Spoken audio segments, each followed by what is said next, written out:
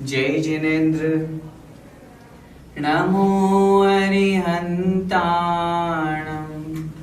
नमो सिद्धाणं नमो आयर्याणं नमो उवज्झायाणं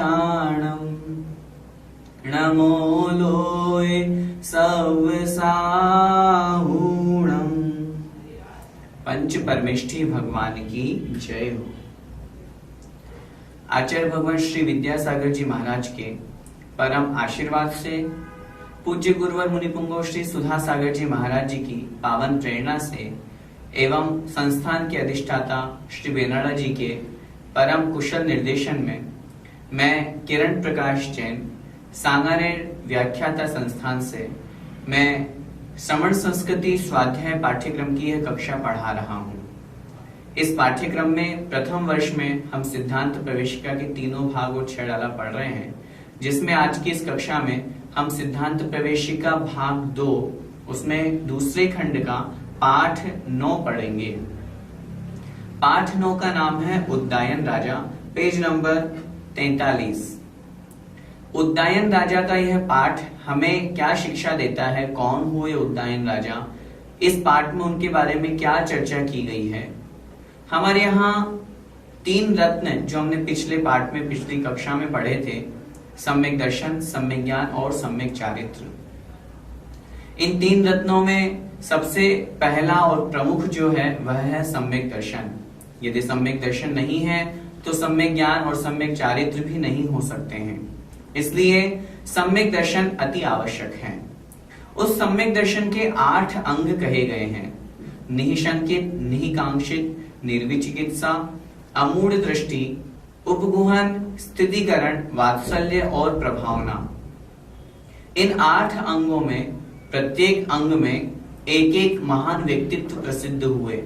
जैसे अंजन चोर निःशंकित अंग में प्रसिद्ध हुए, अनंतमती रानी निःकांक्षित अंग में प्रसिद्ध हुई, उद्दायन राजा निर्विचिकित्सा अंग में प्रसिद्ध हुए, रेवती रानी अमूढ़ दृष्टि अंग में। इस प्रकार से पूरे 8 अंगों में 8 महान व्यक्तित्व प्रसिद्ध हुए। आज जो हम पाठ पढ़ने जा रहे हैं वो है राजा उद्दायन का। ये राजा उद्दायन कौन थे, कहाँ हुए और ये क्यों प्रसिद्ध हुए। जो अभी हमने 8 अंगों की चर्चा की, उन 8 अंगों में एक अंग है निर्विचिकित्सा अंग। निर्विचिकित्सा अंग किसे कहते हैं? विचिकित्सा का तात्पर्य घृणा करना, और निर्विचिकित्सा अर्थात घृणा नहीं करना, ग्लानि नहीं करना। किसी भी प्रकार की कोई भी स्थिति परिस्थिति हमारे सामने आए, सामान्य रूप से एक पंक्ति आती है, मुनि तन मलिन न देख घिनावे। अर्थात यदि कोई मुनि महाराज है, चूंकि उनके 28 मुरणों में आता है उन्हें स्नान नहीं करना, स्नान नहीं करने से उनके शरीर पर यदि मैल मिट्टी जमा हो गई है तो उनके उस मलिन शरीर को देख करके घृणा नहीं करना, यह निर्विचिकित्सा अंग कहलाता है। आचार्य भगवान अमृतचंद स्वामी महाराज ने तो पुरुषार्थ सिद्धि उपाय में सिर्फ मुनि महाराज की ही चर्चा नहीं की। उन्होंने तो कहा यदि कोई मनुष्य या किसी भी जीव के द्वारा मल पुरीश अर्थात गंदगी, कोई गंदा स्थान है, गंदा नाला बह रहा है, कोई किसी के द्वारा मल कर दिया गया है, तो उसे देख करके भी हमें घृणा नहीं करनी चाहिए। क्यों? वह उस वस्तु का वैसा ही स्वभाव है। यदि हम घृणा नहीं करेंगे तो हमारे निर्विचिकित्सा अंग का पालन होगा, और उस निर्विचिकित्सा अंग का बहुत अच्छी तरह से पालन करने में ये राजा उद्दायन प्रसिद्ध हुए हैं। उन्हीं की कथा हम इस पाठ में समझते हैं। देखिए, वत्स देश में शेखपुर नगर के राजा उद्दायन बहुत ही धर्मनिष्ठ थे। उनकी रानी का नाम प्रभावती था। एक समय सौधर्म इंद्र की अपनी सभा में सम्यक्त्व गुण की प्रशंसा करते हुए निर्विचिकित्सा अंग में राजा उद्दायन की भूरी भूरी प्रशंसा की। भूरी भूरी अर्थात अधिक, बहुत अधिक प्रशंसा की। वास्तव में राजा उद्दायन बहुत महान है। उनका निर्विचिकित्सा अंग देखो, कोई भी मुनि महाराज आए, चाहे वे रोगी हो, मलिन हो, वे कभी घृणा नहीं करते। अगर कोई मुनि महाराज वॉमिट कर दें, वमन कर दें, तो भी उन्हें घृणा नहीं होती। इतने महान निर्विचिकित्सा अंग का पालन करने वाले इतने महान राजा हैं राजा उद्दायन। और उनकी श्रीमती, उनकी रानी प्रभावती। इस प्रकार सौधर्मेंद्र अपनी सभा में इस प्रकार उन राजा उदयन की प्रशंसा कर रहे थे। इस प्रशंसा को सुनकर सभी देव राजा उदयन से अत्यंत प्रभावित हुए। उन्हें लगा वास्तव में क्या इतने अच्छे, इतने महान राजा भी हो सकते हैं। तब एक देव उदयन राजा एवं उनकी रानी प्रभावती की परीक्षा लेने के लिए कुष्ठ रोग से ग्रसित अत्यंत दुर्गंधित शरीर में रत्नत्रय से पवित्र दिगंबर मुनि मुद्रा का रूप धारण कर आहारचर्या के लिए शेखपुर नगर में निकल पड़ा। क्या समझा हमने इस लाइन से? इसमें हमने पढ़ा एक देव वहां से स्वर्ग से आया, उसने एक निर्गंथ दिगंबर मुनि का रूप बनाया, लेकिन उस रूप में अपने शरीर को कुष्ठ रोग से ग्रसित कर लिया, जिसके शरीर से कोढ़ निकल रहा है, अत्यंत दुर्गंधित शरीर है।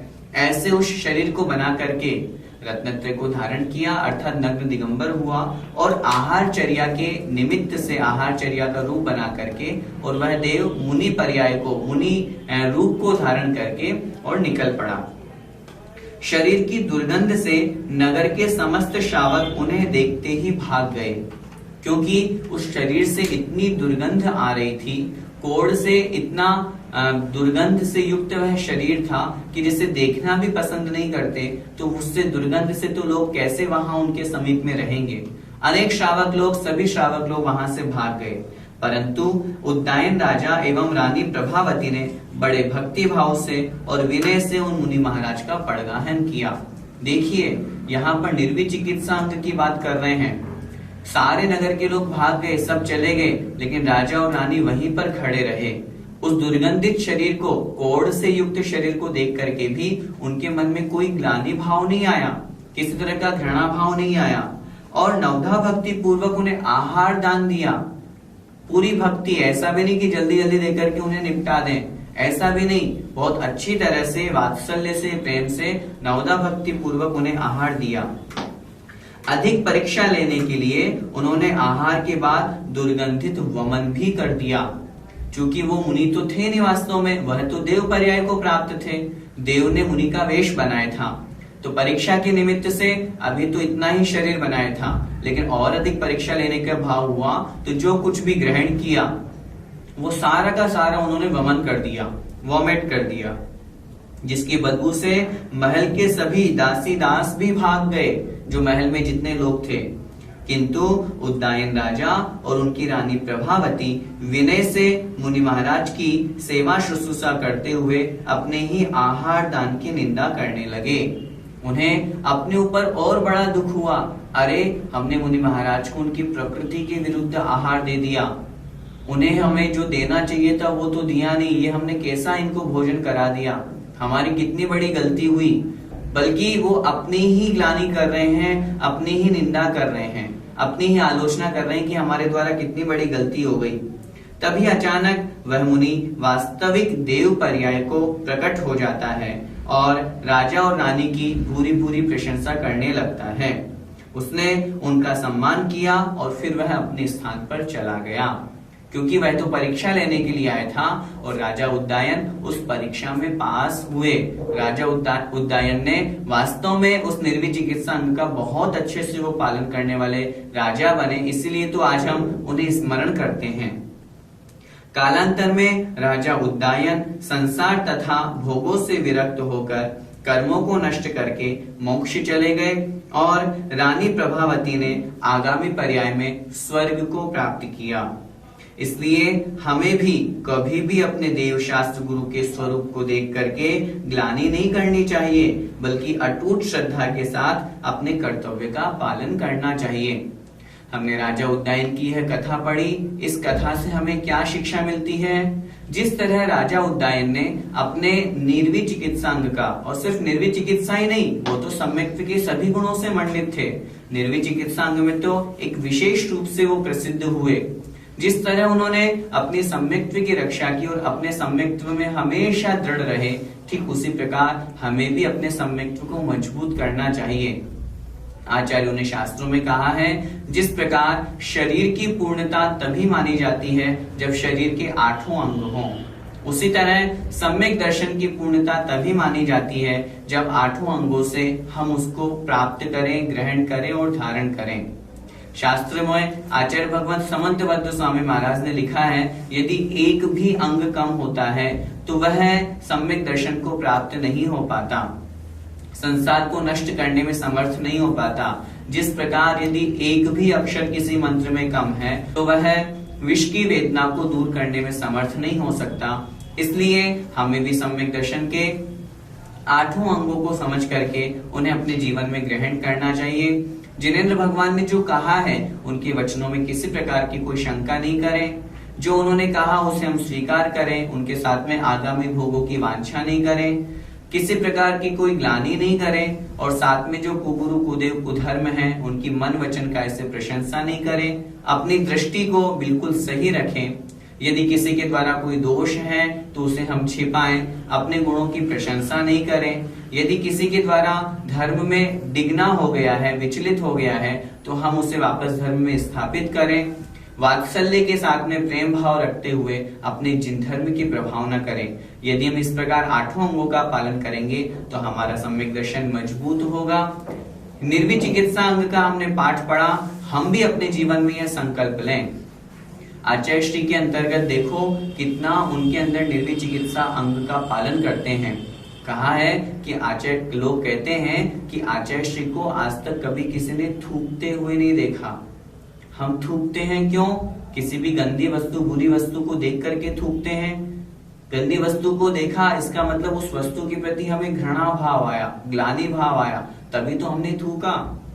आचार्य श्री के अंदर कितना बड़ा निर्वी चिकित्सा अंग का पालन है। वो कभी खकार को थूकते नहीं है, अंदर वापस निकल लेते हैं। वो कहते हैं ये तो स्वभाव है, मैं किसे देख कर की घृणा करूं। यदि मल भी हमारे समक्ष रखा हुआ है, गंदगी भी हमारे समक्ष है, तो यह उस वस्तु का स्वभाव है, उस वस्तु में दुर्गंधता है, वो वस्तु का स्वभाव है। मैं उसके प्रति घृणा क्यों करूं? और यदि घृणा करेंगे तो कर्मों का बंध होगा और हमें उससे बचना है। इसलिए निर्वी चिकित्सा अंग का हम भी पालन करें। हम ये नहीं करें कि हम दुर्गंध को सूंघें, लेकिन जहां दुर्गंध से युक्त पदार्थ हो वहां घृणा से बचें, वहां द्वेष से बचें। जहां सुगंध से युक्त पदार्थ हो वहां राग भी नहीं करें, उससे भी हम बचें। ऐसा करेंगे तो हमारे निर्वी चिकित्सा अंग का पालन होगा और हमारा सम्यक दर्शन मजबूत होगा। हम सभी उस सम्यक दर्शन को ग्रहण करें, धारण करें और अपनी इस मनुष्य पर्याय को सार्थक करें। इसी मंगलमय भावना से जय जिनेंद्र।